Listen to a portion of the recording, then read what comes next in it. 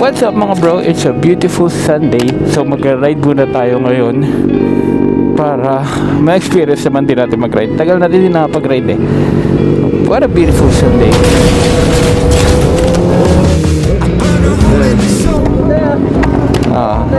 Puti naman. Hello. Hello. Hindi pa ako nakapagpagas. Hello po. So mga bro, mag-ride na tayo ngayon. Sila yung kasama natin. Na-invite lang din ako.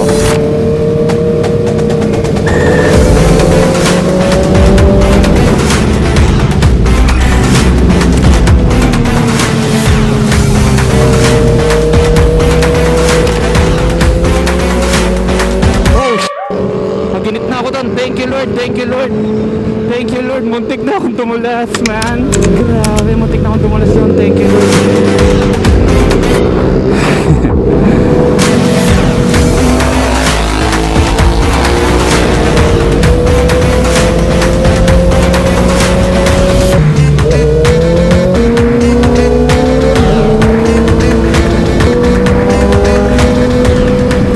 Bro, kung gusto niyo ng mga moto content pare, etong dalawang to pare.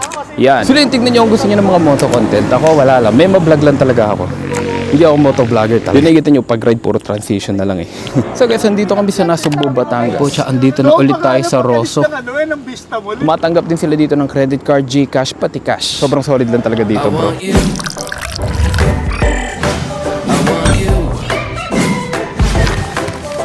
Bro, pag kami nagkakaibiang tan, dito kami kumakain. Kasi every Sunday dito, naka-buffet lang sila. Pero libre kape nga naman yun. Ang problema nga lang, Sunday, hindi talaga ako kumakain ng breakfast. Kasi in-expect ko, kakain kami sa labas kasama yung family ko. Pag regular day naman, pwede kong umorder dito individually. Ang favorite kong orderin dito ay ang lomi nila. Kasi isang lomi nila, kasya na pang-3 tao. Again, hindi to sponsor, sinishare ko lang sa inyo. Yung mga pinupuntahan namin tuwing nag-ride kami. Baka kasi mapagawin nyo dito. Try nyo to pare. Solid yan. Plus, meron ko pa magandang view.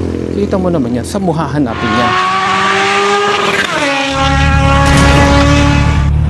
Suma ko yung video, Gcash muna. Parang nga pala sa Voice of NMAX yung mga taga Laguna. Dito kayo breakfast bossing.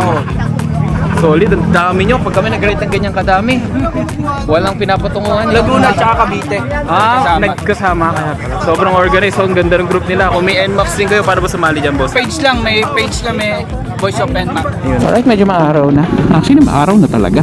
Kiyari tayo kay Mia. Ayaw niya kasi pag-ready na maaga kasi nga, nangingitim daw tayo. Halayo na daw ng kutis ko sa kanya. Kahit dati pa naman ako maitim, pero pinoprotektahan niya yung kulay ko eh. Hindi ko alam, para siguro pag nagka-second baby kami, medyo maputi. Hindi ko alam gano'n nag-work yun, pero ngayon, sundin na lang. Happy wife, happy life. Sila muna po unahin natin. Lord, sana po safe kami makauwi. Kayo na po yung bahala sa amin. Cover us with your holy blood. In Jesus' name we pray. Amen.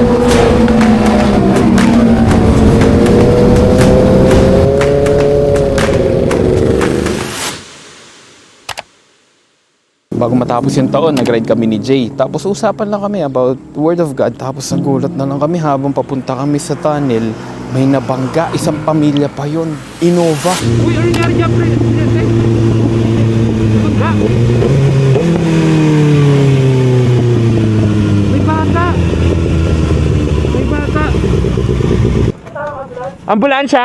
Signal? Wala signal? Tara, lapitan natin. Kailangan na ambulansya?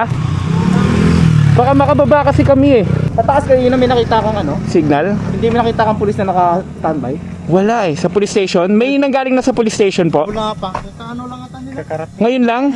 Ngayon lang. Tatawag po kami ng pulis doon. Ambulansya po ba kailangan?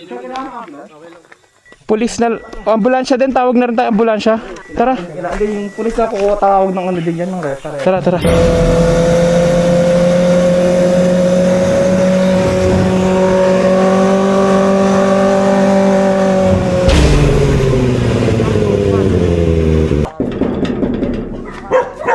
May tao kaya dito, pre? May aksidente, sir. Sa buong pamilya. Siguro mga... Bago mag-last turn. last turn. Hindi saktan ng Batangas dito? Sakap dito, boss. Dito lang. Sa, lang eh. Marami nasaktan? Marami. Isang pamilya. May bata. Sa buong pamilya, boss. Siguro mga 7 siguro sila. Ano sila kayo ng aksidente? Innova. Sumalpok sa puno, sir eh. Sige, tatawag. Kailangan ng siguro sila, ambulance. Ambulansya po. May bata eh. Hindi rin makakauwi pa ngayon. Yata eh. Punta na rin namin. Ah, sige. May bata kasi, sir. Kayo mga magulang. May mga dugo. Dugo yung mga ilong eh. Mga ilong ni Aras lahat sila, dugo ilong. Sir, kaya niyong itawag sa Batangas kaya yon? Pwede naman, sir. Itawag na lang. Coordinate kami, sir. Ah, sige po. Kasi Ma-action na natin, ano, sir. may ano. Puntahan na rin ninyo pagka ano, Oo, mapunta ka. hindi na kayo dapat. Oo, ikaw na nga, doon tama. Sige po, salamat sir. Ingat po, ingat.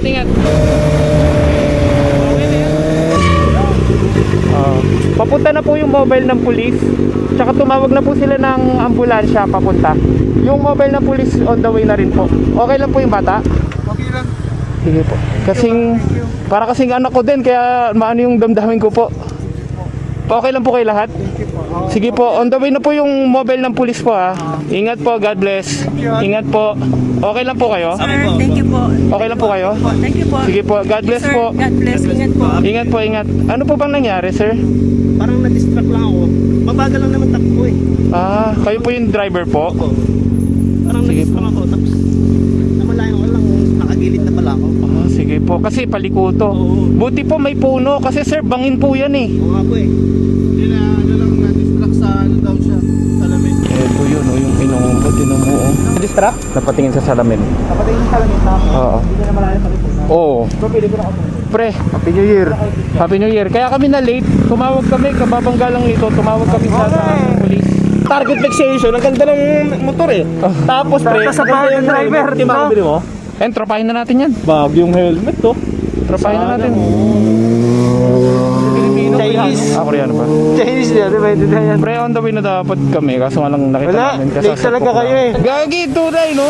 Tapos yung talagang pinaka nakaka-broken heart doon, may bata kasi. Naalala ko kagad si Fujiko. Sabi nila, na-distract daw yung driver, napatingin lang daw sa rear mirror. Eh kasi paliko na yun eh, nasa gilid na daw siya. At big shoutout din sa mga pulis ng Ternate, kahit di na nila jurisdiction to kasi Batangas na to eh, part na ng Batangas to. Eh kumilos pa din sila doon para ma-assist at maasikaso yung mga na-aksidente. Tapos nakatawag na rin sila ng ambulansya, paakyat, galing dito sa Batangas para madala kagad sila sa ospital. Nakalak ba?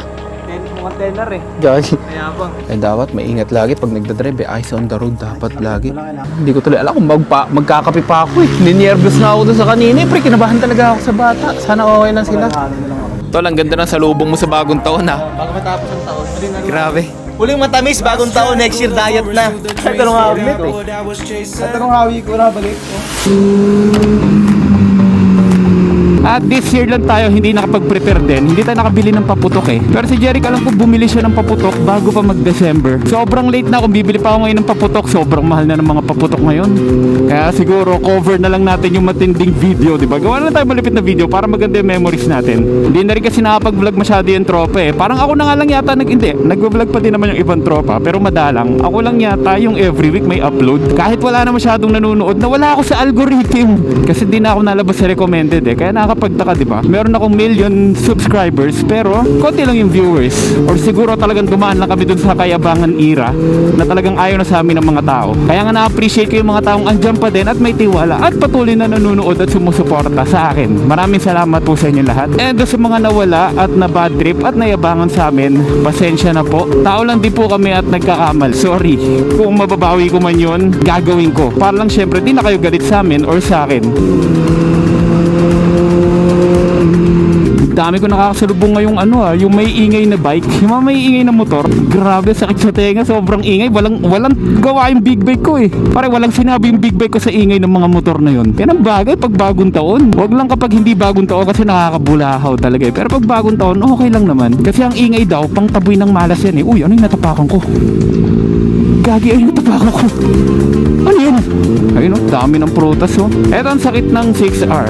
Laging ang taas ng temperature. Kaya kapag kaganyan, kailangan pinipiga mo. Ito mo 116. Kaya hindi siya pwede talaga ng ganito yung pacing eh. Lubak-lubak. At pag lubak-lubak na, alam nyo na to. Welcome to Naik Cavite. Hop, hop, hop.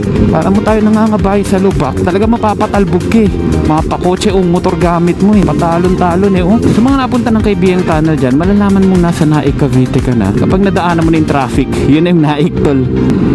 Eto na yun, welcome to Naik. Nagka-high na yung temperature ng 6R natin tol. Piga muna tayo saglit.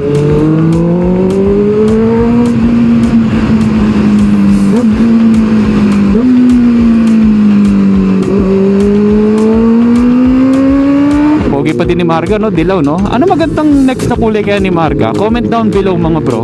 Tulungan niyo ako mag-decide. Para kasing gusto kong gawing orange to eh. No? Tingin mo. Grabe, nag-ano na ulit.